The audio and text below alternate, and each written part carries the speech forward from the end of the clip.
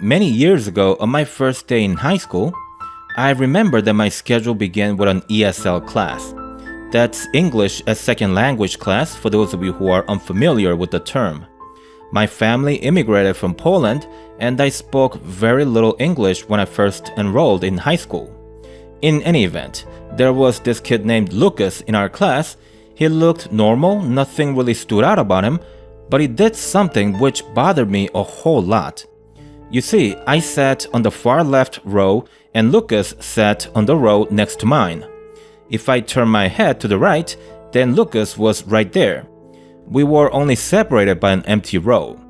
What I noticed during the first couple of weeks was this intense stare. Every chance he got, he would just look at me, until even those around me felt uncomfortable.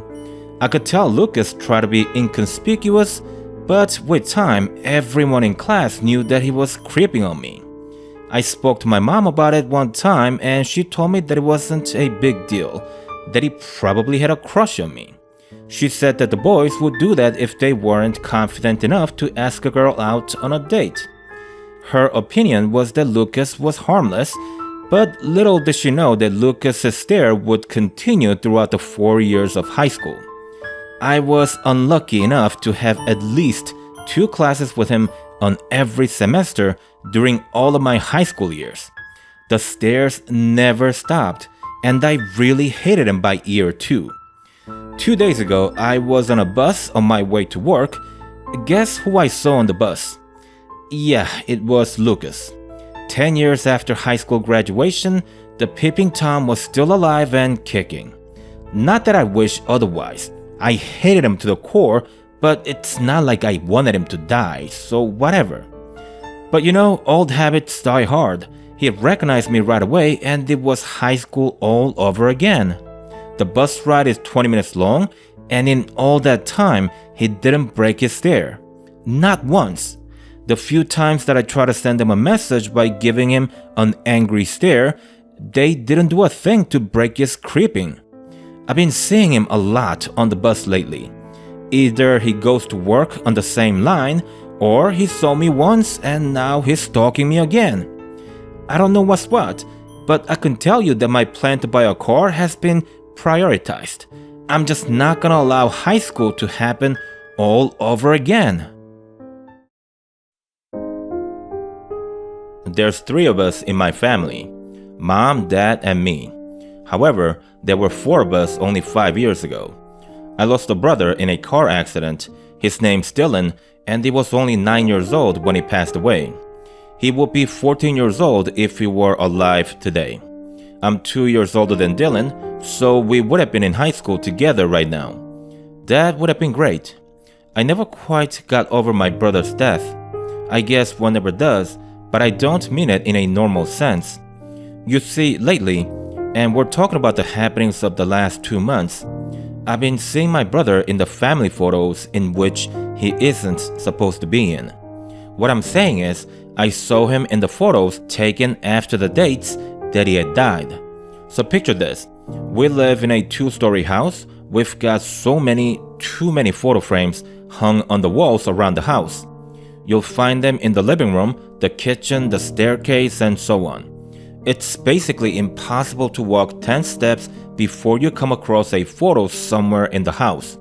So the first time it happened was, again, 2 months ago. I was walking up the stairs to go to my room. On the left side of the staircase, Mom had hung photos in chronological order, meaning past a certain point, Dylan is no longer seen in the photos and I know exactly at which point he disappears.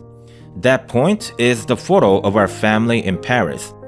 Dylan always wanted to visit the City of Lights, and so the whole point of the trip was to make his dream come true through us. Obviously, he shouldn't be in the photo, but I saw him in it. I'm telling you, I miss my brother, but I never had hallucinated him out of sorrow. The first time it happened, I screamed for Mom and literally dragged her to the staircase. But by the time I brought her in front of the photo, Dylan was no longer in it. This has been happening one too many times to think that I'm only imagining it. What's really surprising is that I see a grown-up Dylan in the photos. an accurate age representation depending on when the photos have been taken. So for example, Paris, that was 2 years ago, and Dylan looks a few years older than when he passed away. I'm not scared, not at all, but I won't lie that I have this hope that Dylan might be alive somewhere. A different reality, universe? I don't know, I'm not a scientist. But it makes me happy that he might be living a full life somewhere. It's technically true that it's not our Dylan, but it's still Dylan. To think that different versions of ourselves can exist in different plane of existence, it's crazy, but it seems more and more plausible the more times I see Dylan in the photos. I don't mind that if you think that my mind is making up these images in my head to cope with my sorrow. I saw him in the photos, I'm sure of it. I'm just happy of the possibilities. That's all that matters to me. To start things off, I have to tell you that this story isn't a first-hand account. It's something that happened to my mom's best friend, Molly, and I was told about it when I became an adult. So here's the story. The year was 1965, and my mom was 11 years old at the time. Mom tells me that she snuck out of the house one night to meet up with Molly in the woods. They lived in a rural area and were surrounded by nature. The plan was to meet up with a few other girls from school, and they were going to perform a ritual. The ritual is a story that's been passed down in town for many generations.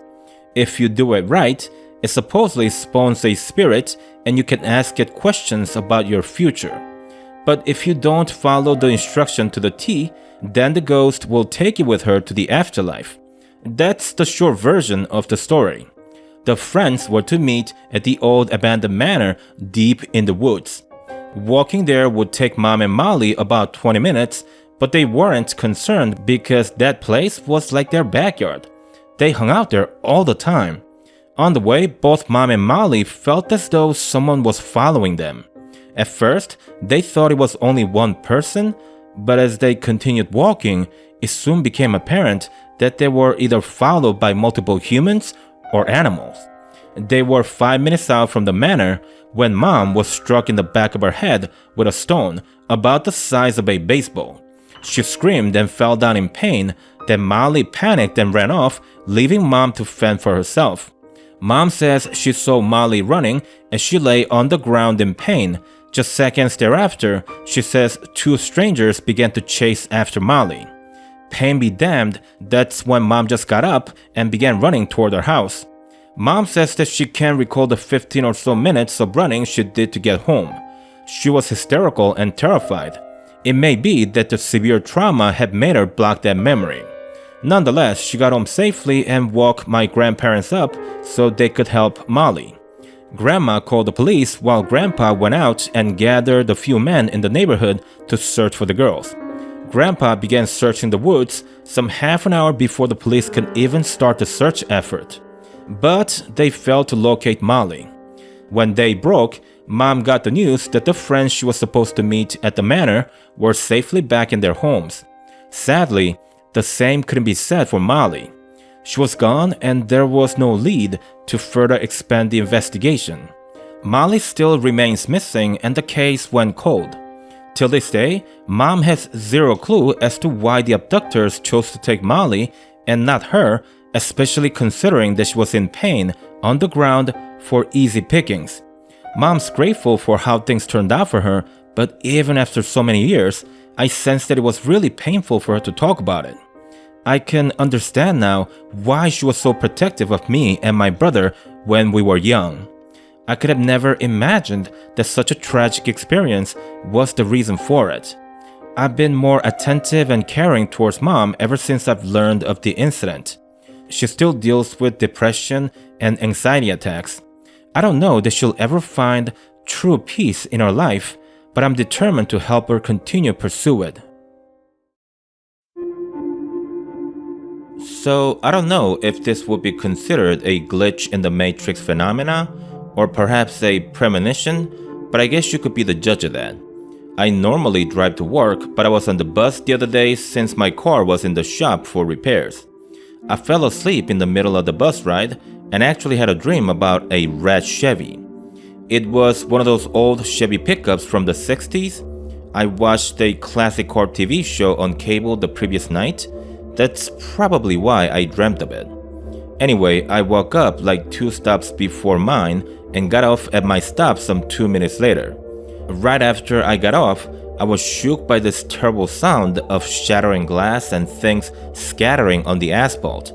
I saw people walking toward the source of the sounds and saw that it was an auto accident.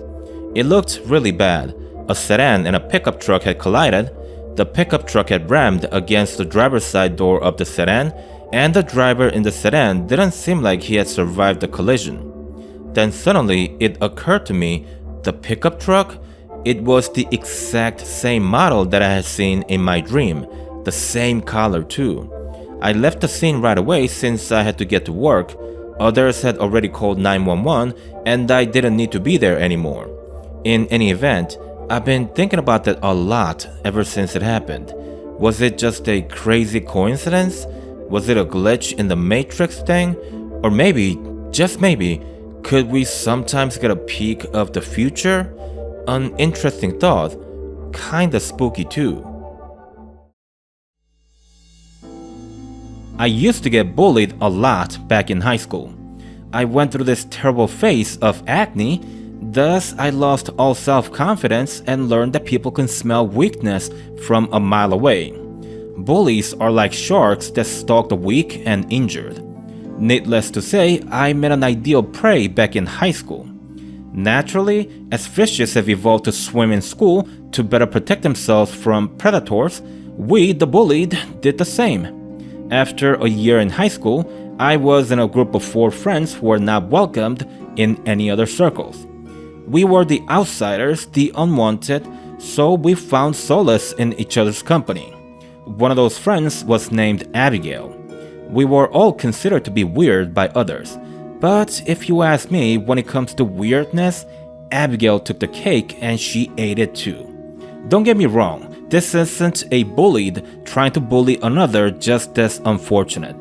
Let me explain the things she used to do. After school, we used to hang out at my place and often have a tea party. Weird from the get-go, right? Well, that was Abigail's idea. I didn't really enjoy tea at that age, but it gave us a chance to sit down and talk. We needed that. But you know, it's just that Abigail did really weird things during the tea parties. At the start of it, I would bring the tea, we'd all sit down, and Abigail would begin to murmur something incomprehensible. We laughed and asked her what the hell she was doing the first couple of times, but after learning that she doesn't say anything back to you during her ritual, I guess you could call it, we just let her do it and be done with it. Things would go back to normal for a while until Abigail closes her eyes and goes into some kind of a trance. We'd stay all quiet for some time, then Abigail would wake up again and start talking again as if she didn't go all batshit crazy on us just seconds ago. The last thing she would do, and by the way, this didn't happen all the time, but it happened enough times to force us to kick her out of the group. She would suddenly cry for no apparent reason. We'd ask her what was wrong and what we could do for her, but she couldn't stop crying and wouldn't say anything back to us. With time, she drifted apart from the group. The fault was partly ours and partly Abigail's. I feel bad to think about it today. We were all in bad situations. We could have been more understanding. We could have asked her more, should have tried harder to make her tell us what was really going on in her life. At the time, however, she really freaked us out. And to be totally honest, remembering the things she used to do still kinda gives me the heebie-jeebies. I guess I'm still not sure. Maybe it was a good thing that she didn't stay in our lives for too long. I know, I'm all over the place. I think it's the guilt doing the talking and not me. I gotta face the facts. We were all kinda weird, but Abigail took that to another level. We were all kids and none of us had the tools to help someone in such condition. I'm gonna leave it at that. It's water under the bridge. The time was 11 p.m. and I was walking home from a local coffee shop. I was 2 blocks away from my apartment when a fight broke out between two men who were standing some 10 yards in front of me. I stopped and was about to cross the street, but what happened next froze me in my tracks. One of the men was 5'7" or shorter, and the other was at least 6'3". The taller guy was also muscular and the shorter one looked really skinny. Surprisingly though, somehow the short one was beating the daylights out of the tall one. Now, here's the thing. If that was the end of it, then you could chalk it up to a lucky punch, or maybe the short guy trained at something. The problem with that is that the short one was soon after jumped by two other men, possibly the friends of the taller guy, and he was still winning. Here, let me be more specific. The short guy got punched several times and those punches landed, but they had no effect on him. The short guy punched one of the men in the jaw and that guy lost consciousness right away. He was knocked out cold. Then there was the final punch that landed on the short guy. Care to guess what happened? The short guy was punched on his face. He showed no sign of feeling pain, and it was actually the puncher who was holding his fist because it was hurting so much. The next thing you see is the short guy landing a punch square on the jaw, and the last guy got knocked out cold as well. The fight was over, and I was still frozen in the same spot where I had witnessed the entire fight. Instantly, the short guy took a quick look at me, then turned around and ran away like I was his kryptonite. Now, you may think his superhuman strength is the most surprising thing about the whole incident, but that wasn't it at all. It was the last thing that happened which surprised me the most. It was his speed. It was how quickly he ran and disappeared into the night. I used to be in track and field in high school. I've been around fast guys and I know how much distance a fit and athletic male can cover in 10 seconds. So let me tell you this, the shorty, he ran a distance that should have taken him at least 10 seconds in 5 seconds or less. I don't know what he is and how he does what he does, but I know he's not a normal human being. That much I'm sure. I went to the Dominican Republic in 1998 as a member of a volunteer group who were there to provide medical assistance. We were obviously situated in one of the poorest towns in the country. The living condition there was pretty horrific. It was a small town. I think I remember hearing some 120 residents residing there. They used to have a much bigger population in the past, but at the time of our arrival, things had gone south for them for some time and thus the small population. Due to that history, there were many empty buildings in the area. They were run down, covered with overgrowth, and extremely unsanitary. I saw dogs defecating on the floors and kids urinating on the walls of the outside of the buildings and as well as the inside. Needless to say, the stench was strong near the empty buildings. On the third day of our arrival, I woke up much earlier than usual at 4:30 a.m. It was still dark, but I was bored and couldn't go back to sleep. I decided to go sightseeing. So around 5 a.m., I was taking a stroll around town just to pass the time when I saw a kid waving at me and signaling for me to follow him. I figured the kid needed a friend to play with and I had nothing better to do. Hence, I entertained this offer. I slowly jogged toward the kid and the kid began running as if to suggest that I catch him. I said to myself, okay, let's play tag. Moments later, the kid turned to his right and I knew right away that he wanted to hide inside an empty building. I said to him softly, "No, niño, ven aquí." That was about 30% of all Spanish words I knew, and by the way, I couldn't speak louder since I didn't want to wake up the whole neighborhood. Anyway, the kid was too far for me to catch up to him in time, so he ended up going into the building a few seconds before I arrived at the entrance. I followed him in right away because I didn't want him playing in there. As I had mentioned, the empty buildings were pretty disgusting, especially the ones near the current residence. Inside the building, I noticed that most windows and doors were boarded up. I mentioned that because on the side of the building that I went in, there were only holes where there were once a door and a window. So one side is totally blocked off, whereas the other side is fully open. That being said, I checked the first floor in less than 30 seconds since the entire floor was empty. So I went ahead and checked the second floor, and that's when I got confused. The second floor was also empty. There were no furniture or doors anywhere. Also, the windows were not boarded up, and thus you could see the entire floor clearly. Now, you put two and two together, the kid should have been there, only he wasn't. Clearly, the only way out is through the door from where I entered the building. I say that because the window on that side was a bit too high for a 5-year-old to climb through. So, if the kid wasn't on the first floor or the second, where was he? Well, that's the question I still ask myself today since I never seen him after that. Later that day, I took a translator and visited every household to ask if they had lost a kid. Fortunately, yeah, it is fortunate, I guess. No family in town said yes. So, did I see a ghost of a child? Or is there a homeless kid in town who knows a secret passageway in that empty building? I don't know. But you know what though? I still remember the innocent smile on the kid so vividly. And oftentimes I'm confused. Should it be a fond memory or a terrifying one? My story is more along the line of creepy than scary. I just want to put that out there first. That being said, I was at a friend's party some 2 weeks ago. My friend's name is Michelle, and you just have to know that she's loaded. Her father's so wealthy that he probably wipes his ass with $100 bills. She's that kind of rich. Naturally, Michelle throws huge parties and she throws them fairly often. And that's the kind of party that I was at the other night. At around 3 a.m., I got very drunk and could barely stand up.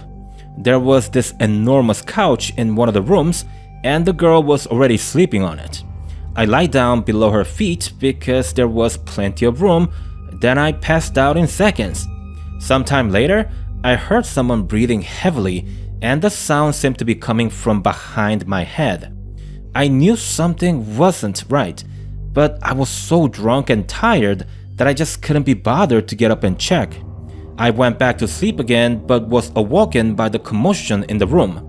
I opened my eyes and saw Billy, Michelle's boyfriend, struggling to hold the man down.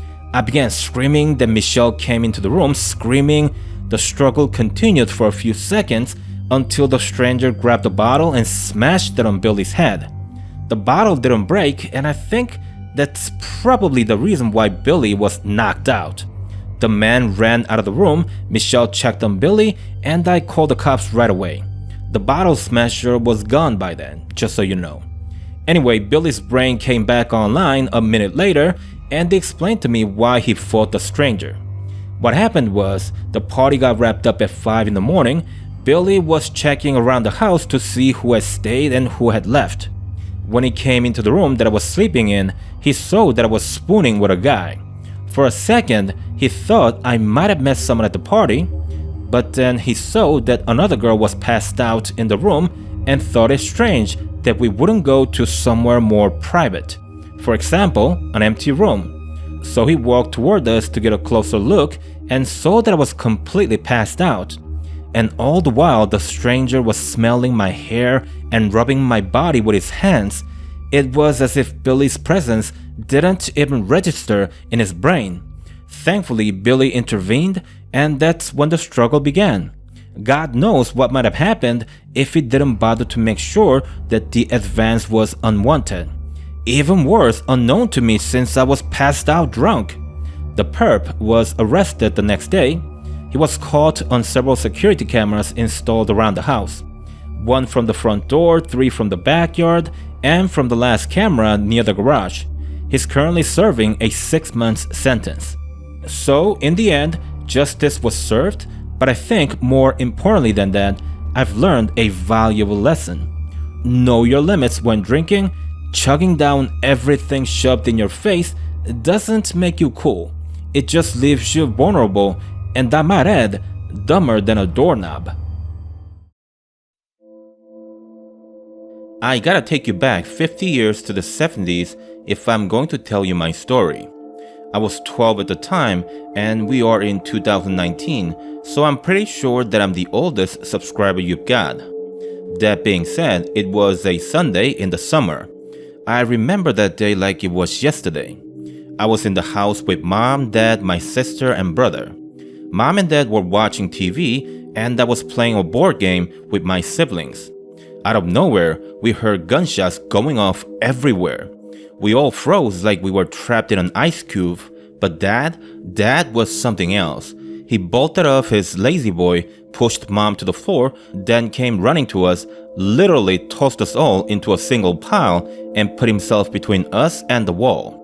The gunshots went on for another 20, maybe 30 seconds, then it stopped. Just moments later, we heard loud police sirens blaring throughout the neighborhood, followed by the familiar sight of police lights glaring on our windows. Dad told us to stay down, then he crawled to the front door. He cracked the door open and was able to talk to a police officer who was taking cover behind a pile of bricks that Dad had bought for landscaping work. The officer told him to go back inside the house, that there was a gunman on the loose. Dad came back, and some 5 minutes had passed when we heard 2 gunshots and a woman screaming in agonizing pain. We knew someone had been shot. Not long after that, we heard gunshots going off everywhere. And then we heard several police officers shout, "Hold your fire! Hold your fire!" Things were hectic outside as the police shouted out instruction. Some were driving off, some were driving in, but the point is, the whole place sounded like a war zone. A couple of years later, when I turned 14, I got the full detail of the incident. The gunman was an ex-husband of a lady who resided in a property only a few doors down from ours. She was living in that property with her new husband and their daughter from her previous marriage. Apparently, the new hubby and her were an item before the marriage, so she basically cheated on her husband, then married the guy whom she was cheating with, left the husband with nothing but his skin, and she even took his daughter. That basically drove the previous husband insane. He came into our neighborhood and first put some lead into the new husband as he was jogging. Unlucky for him, but lucky for us, there was a couple of police cruisers just block away from our place, apparently issuing a traffic ticket. The police heard the shots, followed it, exchanged gunfire with the crazy hubby. Mind you, they were outgunned. The crazy was armed with an AK, a pump action, and a pistol. He was determined to finish the job that day. In the end, though, the man didn't have the heart to end his wife in front of his daughter. So he shot 2 rounds into the ceiling, forcing the cops to storm the house. Then he pointed his gun toward them and let them finish him so he didn't have to do it himself. The ex-wife only screamed because she was freaked out. She was unhurt, but more importantly, the daughter came out of it unharmed. Of course, we're talking about physical damages here, and there's no way to know how the little one might have been affected mentally. I don't think you come out of a situation like that without some serious trauma. The series of bad decisions the parents had made had left the poor girl scarred for life. I'm really thankful that my parents have stayed together all these years. I'm really sorry that the young girl didn't have that. It was such a tragedy. After graduating college, I had very little money, no family to ask for help, and no friends either since I had to move to another state for a job that I had landed. So, as you might imagine, my choices for housing were limited due to my limited budget. Thus, I ended up in the crappiest apartment in the entire continental US. Okay, that might be stretching things a bit, but really, the apartment was in a horrendous condition. But anyway, aside from cockroaches and overall disgusting smell, do you know what else you always get with crappy apartments? That's right, bad neighbors. I can already hear the boos. But hear me out. I'm not saying that poor people make bad people. For God's sake, I was also piss poor when I was young. But I think it's the condition of living that changes even the good people. Financial trouble leads to stress, stress leads to family problems, so on and so forth. I think you get my drift. The first thing I realized on the first night I spent in the apartment was the ugly relationship of the upstairs couple. They fought for hours on. They were so loud that half the time I could make out exactly what they were fighting about. It was really bad. 2 weeks in, I spoke to the super, but of course the situation didn't change. I didn't expect it to change. I had lived in many crappy places up to that point, so it was just a routine that I go through. I put up with bad things from the neighbors for a while, then after some time my patience wears out and I make my beef official. In any event, a few days after the complaint, I heard the upstairs couple fighting again. It seemed a bit more intense than the previous nights, but I thought, whatever, it is what it is. About 10 minutes into the fight, I was working on my computer when I heard a really loud thud coming from upstairs. Then everything went quiet. For whatever reason, I stopped working and instinctively tilted my head so my ear would point to the ceiling. About a minute had passed and someone began to move about the apartment. I couldn't be sure at the time, but I suspected violence was involved in the sudden silence. I went to bed that night without thinking much about it. The next day, when I came home after work, I noticed that things were quiet upstairs. I had mixed feelings about it. On one hand, I thought, this is great, but on the other, I just couldn't shake the feeling that something might have happened to the woman upstairs. Regardless, another day passed, then another and another. A week later, it was just too weird that the upstairs couple were so quiet. I mean, after the first couple of days since the last fight, I couldn't even hear people walking upstairs. At first, I figured they could have gone on a trip. The issue with that, however, is the fact that people in that town don't go on trips. We just couldn't afford it. Especially not the people upstairs, considering that the man never worked. I knew that because, again, you can hear just about everything that happens in that household. That's when I decided to call the police, but I did go upstairs first to possibly speak to the couple and see if I can assess the situation better. I went to their apartment and knocked on the door, but no one was home. So then I was about to leave, but smelled something really foul coming from the apartment. It was time to call the police. The cops arrived sometime later, and I told them of all that had happened since I moved there. They asked me to call the super, I did, and they went upstairs to check on the couple. I wasn't there to witness the gruesome discovery, but I did get the full detail from the super later in the day. The loud thud that I heard, yeah, that seemed to have been what did the wife in. The husband did himself in a couple of days after that, and the rest is history. I didn't see it happen, but as it turned out, I actually had heard a homicide in progress. It took me a while to get over the incident. I never knew how profoundly an experience like that affected a person. I had difficulty sleeping for months, and when I would fall asleep, half the time I had terrible nightmares. I wish I would have called the police sooner. I don't know why I cared so little at the time. I think I'm a better person today. At least, I hope I am. The year was 1994 and I was camping deep in the woods somewhere in Middle America. There were 5 of us in total, me, my friends Michael and Owen, and their girlfriends Gina and Angela. Yeah, I was the 5th wheel. I had broken up with my then girlfriend only 2 days before the camping trip. The whole trip was kind of awkward to me and I didn't want to go. But Michael and Owen insisted that I shouldn't be alone. Bunch of BS if you ask me, because surely listening to them getting it on at night, in tents just yards away, should make me feel really good about my breakup. But kidding aside, they meant well. Michael and Owen have always been the easygoing skateboarder types. Their girlfriends were chill as well. They made good company for sure, and that was very apparent on our first day in the woods. We left the city at 3:30 a.m. and arrived at the parking lot at the base of the mountain by 7 a.m. We then hiked all the way to our campsite, and the time was only 8:20 a.m. The first thing we did was to set up camp. You know, the tents, a fire pit, and so on. I remember breakfast was really good. There's nothing like having meals outdoors. After breakfast, we went hiking for a few hours, then we split and did our own thing. Michael took photographs, Angela was drawing, I went fishing, and so and so. It was a really good day. Nothing unexpected happened. The weather was perfect. We all got along. My friends were right about me having to be there. I felt great. The entire day went by so quickly since it was so much fun. Then night came. We lit up the campfire at 5:30 p.m., drank, ate, conversed until 9 p.m., then said goodnight. There were 3 tents. I was alone in one of them and the couples in the rest. I began to read once I was inside the tent.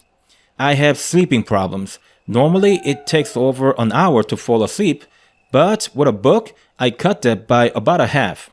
On that day, however, I fell asleep as soon as I lay down and picked up the book. It was wonderful, but only until my beautiful slumber was interrupted by something violent. In the middle of the night, I woke up to my tent being thrown around like it was a pebble. I could feel I was being tossed around so effortlessly. I obviously couldn't see how high or far I was being thrown, seeing as how I was inside the tent, but my guess is very high and very far, since what definitely woke me up was the pain of my back hitting a tree trunk, then me landing on the ground from somewhere fairly high. Because I tell ya, I couldn't breathe well after the fall. That's how much it hurt. It took a few seconds for me to have enough awareness of my surroundings to realize that Gina and Angela were weeping in pain somewhere close. I also heard Michael and Owen struggling seemingly in agony. I was pretty much doing the same. Maybe a minute had passed when I unzipped the now upside down door of the tent. I got out and the guys did the same soon after. Once outside, I could estimate the distance that I was thrown. I was maybe a good 12 yards away from the original spot. The other 2 tents seemed to have been thrown a bit farther than that. We gathered around the fire pit that was no longer lit. I asked the guys while pointing at my tent, "Were any of you awake while that was happening?" The guys all answered no, for the exception of Gina. She said, "I felt the tent being pushed a little before the big hit. It wasn't a gust or something falling on it. I couldn't hear anything, but I did see the top of the tent being pushed by something. Initially, it wasn't strong enough to be of concern, but something definitely was outside." As soon as Gina said those words, I was hit by something very powerful. One moment, I was standing by the fire pit. The next, I was some 2 cars length away from it. Something had slammed against me, and it felt organic. I'm talking about the thing that whatever thing that had rammed against me. Think of the difference between being hit with a person's hand versus a spoon, for example. One could tell the difference by the sound and feel of the contact. What hit me felt organic, or I might even say some type of energy. Having said that, I was on the ground and so out of it that I was seeing doubles. I heard the guys screaming and shouting like something terrible was happening. I got up only a few seconds after I was hit and saw the guys running deeper into the woods. I followed them as fast as I could, but it was impossible to catch up to them due to the injuries I had suffered. Some 10 seconds into the chase, I heard one of the girls screaming. I think it was Angela, but her scream made no sense. If you've ever spectated a car race, whether on TV or live, then you've witnessed firsthand how the sound travels extremely quickly as the cars pass by a stationary camera or you, the spectator, who's sitting in the seats. Well, it was just like that. Angela screamed, and her scream traveled from one direction to some unknown location until I couldn't hear it anymore. Followed by Angela, I heard the rest of the guys scream, and they all disappeared in the same manner. I was left all alone in the woods, preparing my mind for what's about to come, but minutes passed and nothing happened. When it seemed obvious that the thing was gone for now, I thought about searching for the guys, but soon realized that my body was far too mangled to mount a one-man search and rescue. I decided that getting help from the police was the best thing to do. It took me about 5 hours to get to the parking lot. It was dark and I was hobbled by the injuries. I was actually surprised that I could get there that fast. In any event, I was able to find the police with the help of some good Samaritans. Search and rescue began not long after, and the number of rescuers grew by huge number by hour 5. Sadly, nothing came of the search. The investigators concluded that it was an attack by a wild animal. Not a specific animal or how the attack happened, but simply an attack by a wild animal. Yeah, I guess if you can't make sense of something, then just blame it on wild animals. It's really convenient. Mind you, I protested the result of the investigation time and time again, but no one was willing to listen. They saw the campsite. There was almost no blood in the area, not really enough to claim a wild animal had attacked us that night. They saw how mangled I was, and yet there wasn't a single teeth or claw mark on my body. And what about the tents and the icebox that were flung a dozen yards away from their original spot? They all knew something really strange had occurred there. But the more anomalies they found, the more they wanted to shut me down.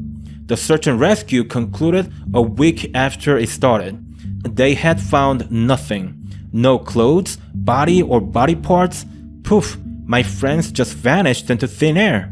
There's a being or a creature out there that's abducting people from their camps, but the police refuse to have any discussion about it.